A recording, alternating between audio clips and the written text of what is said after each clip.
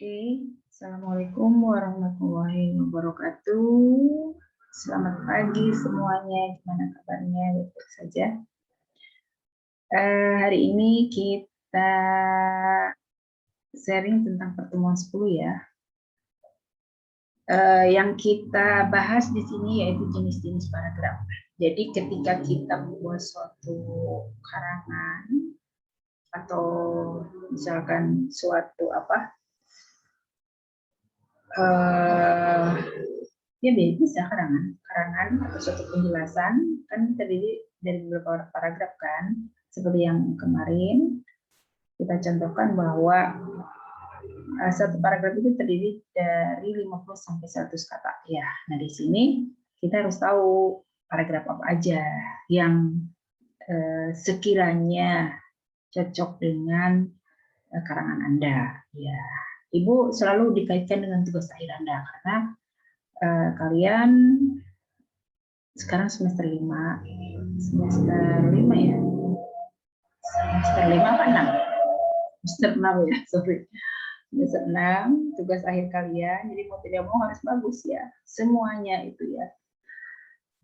Di sini ada jenis paragraf.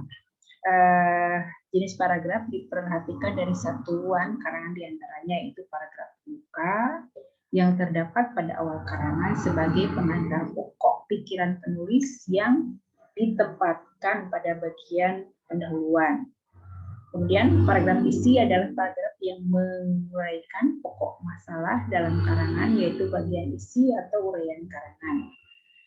Kemudian paragraf penutup di sini adalah yang menyimpulkan atau mengakhiri sebuah karangan, yaitu bagian penutup atau kesimpulan. Jadi ada paragraf pembuka, paragraf isi, dan paragraf penutup.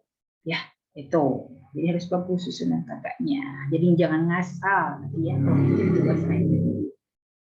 Kemudian jenis paragraf itu diperhatikan dari posisi kalimat topik dalam paragraf diantaranya.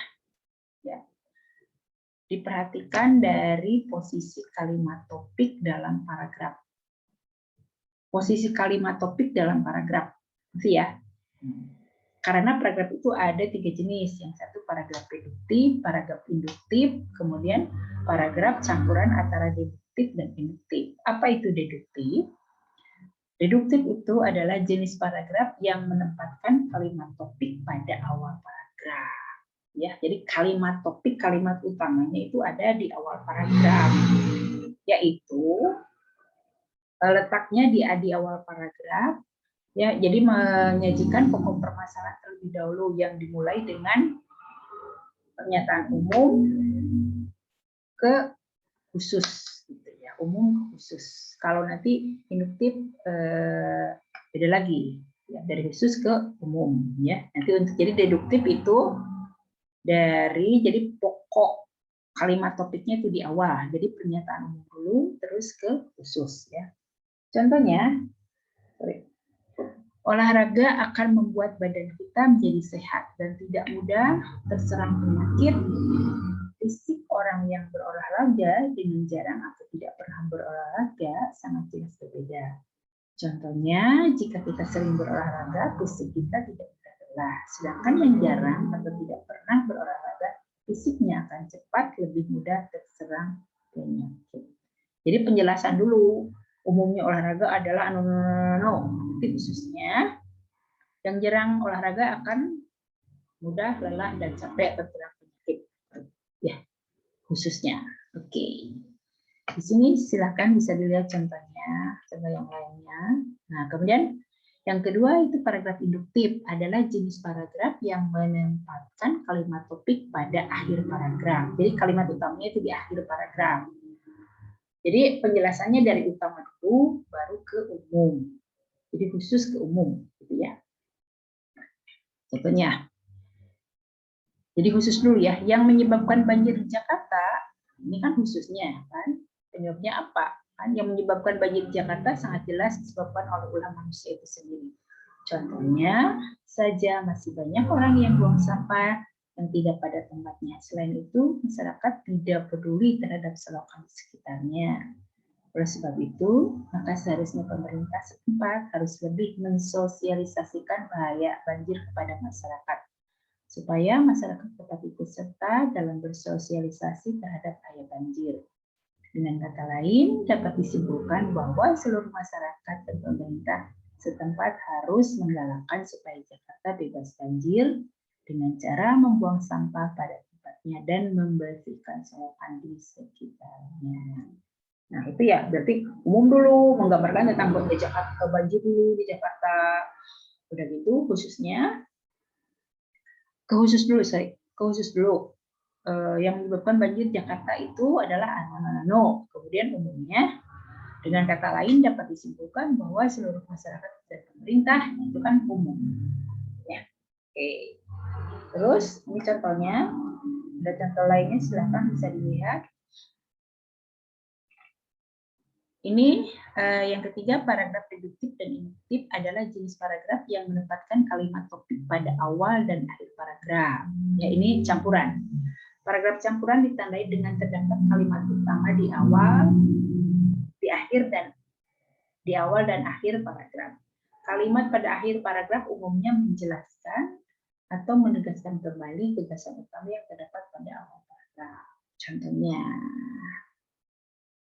jadi kalimat utamanya di awal dan akhir ya.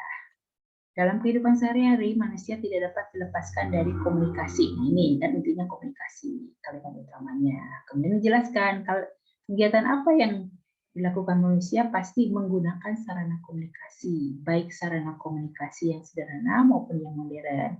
Kebudayaan dan peradaban manusia tidak akan bias maju seperti sekarang ini tanpa adanya sarana komunikasi. Nah, dijelaskan lagi, dipertegas ya di kalimat itu yang namanya kalimat induktif. Jadi yang depannya itu komunikasi, kemudian yang belakangnya itu ditegaskan lagi sarana komunikasi.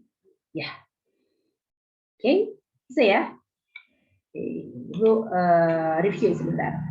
Jadi ada 3 ya paragraf itu, ada paragraf deduktif, penjelasannya dari umum ke khusus. Kalau induktif, penjelasannya dari khusus ke umum.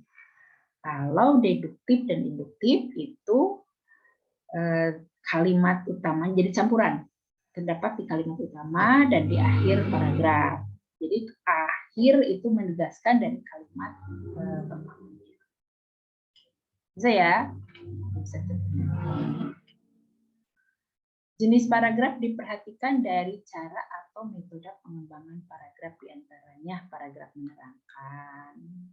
Paragraf menerangkan bisa sistem pemungutan pajak yang dipakai saat ini adalah self-assessment. Nah, itu kan menerangkan, ya. SPP itu apa. Kemudian paragraf merinci. Nah, dirinci. Penerimaan pajak tahun 2020 diprediksi lebih rendah sebanyak 15% dari target anggaran pendapatan dan belanja negara. Nah, ini kan dirinci, gitu ya. Paragraf contoh. Penebangan pohon liar sering terjadi jika kita ingin melihat hasil penebangan hal liar tersebut, maka lihatlah hutan di sekitar kota Jakarta. Nah, ini kan menerangkan contoh ya, kita mengasihkan contoh. Gitu. Paragraf buktian. Kalau bukti ini membuktikan, ada buktinya. Menteri Keuangan Sri Mulyani meresmikan penetapan barang kena cukai pada cartridge. Saat ini rokok elektrik yang terdiri alat pemanas dan cartridge resmi menjadi bagian dari hasil pengolahan tembakau, lainnya adalah HPPL. Nah, ini paragraf pembuktian. Nah, ini ada jenis pembuktian, ada situsnya, ada websitenya, ya itu kan dibuktikan. Paragraf pertanyaan. Penebangan pohon liar sering terjadi. Mengapa penebangan pohon liar itu dilakukan? Ini ada beberapa pertanyaan ya. Kemudian paragraf perbandingan. Contoh paragraf perbandingan. Tenis dan badminton adalah 2 jenis olahraga. Ini dibandingkan. Ya, ini contohnya. Paragraf sebab akibat. Dalam sebuah sabun mandi terdapat beberapa kandungan kimia seperti petroleum, sodium, thiol, sulfat. Beberapa zat tersebut mengakibatkan pencemaran lingkungan, terutama pencemaran air, pencemaran yang disebabkan oleh Sabun mandi tersebut membuat ekosistem air menjadi tercemar dan mati. Oleh karena itu, mengurangi konsumsi sabun berbahan kimia mesti dilakukan agar pencemaran air tidak semakin parah. Jadi penjelasannya paragraf sebab akibat ini di atas menggunakan pola sebab akibat. Ya. Pencemaran sabun mandi ini karena apa efeknya? Anu. Kenapa? Kemudian ini di sini setelah memperhatikan jenis paragraf dari berbagai sudut pandang, berikut ini akan dijelaskan jenis paragraf dari sudut pandang satuan karangan, yaitu paragraf pembuka, paragraf isi, dan paragraf penutup. Kalau paragraf pembuka atau paragraf yang mengawali sebuah penulisan karangan dengan mengantarkan pokok masalah dalam bagian pendahuluan karangan. Hal-hal yang harus diperhatikan dalam menyusun paragraf pembuka karangan, yaitu paragraf itu berfungsi mengantar pokok masalah karangan. Sanggup menyiapkan pikiran pembaca, kemudian kata paragraf menarik, pokok masalah yang diuraikan, kalimat dan paragraf itu tidak terlalu panjang. Ya, contohnya ada paragraf isi. Paragraf isi atau paragraf pengembang adalah jenis paragraf yang berfungsi menguraikan atau memperjelas pokok masalah yang akan diuraikan dalam karangan. Uraian pokok masalah dalam paragraf ini dapat disampaikan dengan berbagai metode pengembangan dan menampilkan hal-hal teknis uraian dalam karangan. Hal-hal yang diperhatikan dalam jenis paragraf itu diantaranya mengemukakan pokok masalah dengan jelas dan eksplisit, perlu dijaga keserasian dan kelogisan antar paragraf, pengembangan paragraf dan menggunakan jenis paragraf ekspositoris, argumentatif, deskriptif, dan naratif. Ya, di sini silakan dibaca. Terus paragraf penutup. Paragraf penutup merupakan pernyataan kembali gagasan yang diuraikan atau merupakan jawaban yang terletak dalam paragraf pembuka. Paragraf ini merupakan akhir sebuah karangan yang dapat disampaikan secara horizontal dan vertikal dalam rincian. Hal yang perlu diperhatikan dalam penyusunan paragraf penutup ini antara lain, paragraf tidak boleh panjang. Paragraf ditampilkan sebagai cerminan sebuah kesimpulan ya, karena ini penutupan. Paragraf ini hanya mendapatkan kesan positif. Terus paragraf ini dapat berupa jawaban singkat dari uraian yang di atas. Paragraf ini jangan lagi menguraikan berdasarkan apa yang disebutkan dalam paragraf. Kemudian penulis biasanya mengajukan suatu rekomendasi. Usulan yang berupa saran karena keterbatasan waktu dan dana yang penulis dapatkan, misalkan. Ya. Paragraf penutup merupakan bagian akhir dari suatu tulisan, bisa berisi penegasan ulang, ajakan, atau kesimpulan dari isi bagian inti. Ya. Nah, ini contohnya, silakan bisa dibaca. Ini jenis paragraf menurut sifat isinya. Ada paragraf, ada 5 macam ya. Ada paragraf eksposisi, beri uraian dan penjelasan tentang suatu topik dengan tujuan memberikan informasi. Berarti eksposisi itu informasi ya. Kalau argumentatif itu membuktikan ya kebenarannya, pendapatan, kesimpulan atau fakta, argumentasi ya. Deskriptif, nah itu sebagai gambaran. Pembaca seolah-olah melihat, merasa atau mendengar hal tersebut. Contohnya kan kemarin gerhana bulan total dijelaskan. Jadi seolah-olah kita itu terhanyut dengan cerita karangan tersebut. Ya. Kemudian persuasif, karangan ini bertujuan mempengaruhi emosi pembaca agar berbuat sesuatu. Isi paragraf itu mempromosikan sesuatu dengan cara mempengaruhi atau mengajak paragraf. Biasanya dalam penulisan iklan, terutama majalah dan koran. Ya, persuasif. Ya, kemudian naratif. Karangan ini berisi rangkaian peristiwa yang susul-menyusul sehingga membentuk alur cerita. Karangan jenis ini sebagai bagian besar berdasarkan imajinasi. Kalau narasi kan biasanya berupa ini menerangkan atau menggambarkan cerita yang sudah terjadi biasanya. Ya. Itu deh. Ya, berarti jenis paragraf menurut sifatnya ada eksposisi, memberikan informasi uraian, penjelasan, kalau argumentasi, deskriptif, gambaran secara umum, ya. Jadi seolah-olah si pembaca ikut dalam karangan yang Anda bikin. Kemudian ada persuasif. Jadi si pengarang atau si penulis mempengaruhi pembaca untuk mendapatkan emosi untuk paragraf tersebut. Contohnya iklan atau dan segala macam. Kalau naratif, narasi.